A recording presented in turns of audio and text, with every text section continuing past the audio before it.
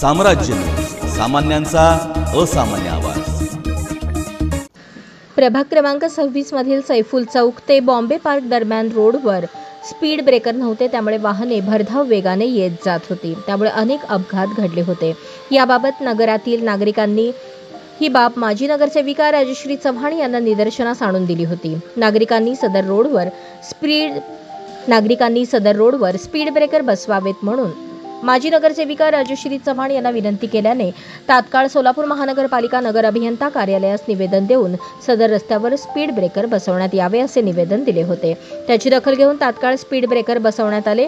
त्यावर झेब्रा क्रॉसचे पट्टे रंगरंगोटी करण्यात आली। त्यामुळे नागरिकांना वाहन चालवताना स्पीड ब्रेकर असल्याबाबत अंदाज येत आहे।